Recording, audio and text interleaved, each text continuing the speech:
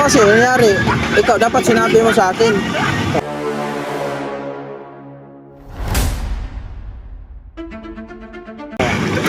Kasi kung ikabit mo, hayaan mo ikabit ganyan. Pag pumalas ka sa biyahe, magtulak ka talaga, sir. Hanapan natin ang paraan yan na lilibre na lang kita. Hanap tayo ng malagay natin damper. Para kung wala man, huwag kang babiyahe na ganito kasi pagdating sa kalagitnaan ng daan, biglang kumalas, siyempre mag-init ka talaga. Kasi magtulak ka yan, masira ang kadina, magagalit ka talaga. Ngayon, ang maisip mo ang kapromoter, yaw, ba't ganito yung motor? Mayayari ako.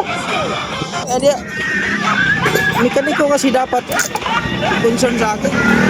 Kaya mo, ano natin, wala kang babayaran, damper.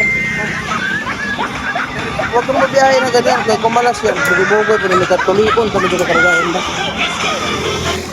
Kung mga ganyan ha, huwag mo hayaan ikabit. Paul.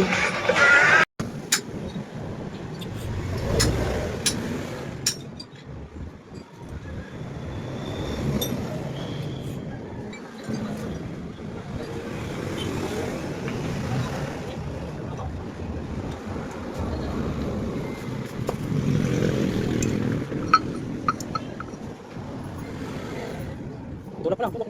Kuha ka to, yan. Yung kapila, i-testing mo kung kuhan.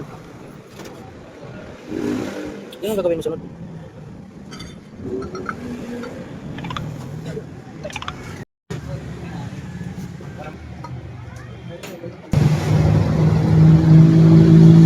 Ganyan gawin ha. Alam mo na gagawin mo. Dati mo nang ginagawa yan. Pero hindi mo inulit yung trabaho.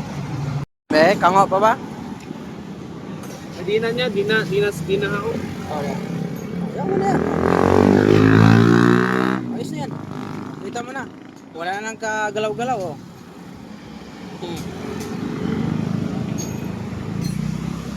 Kasi tuturuan kasi ng sakto.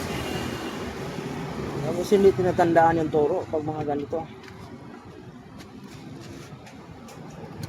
Okay na yan. Okay na. Sir, inayos ko na dito ha, yung damper, pero lalabas talaga yung problema ng kadina mo na oh. Ipon-ipunan mo na to. Kahit kadina lang, ipon-ipunan mo lang. Bili ka sa online, 520 ang sukat niyan.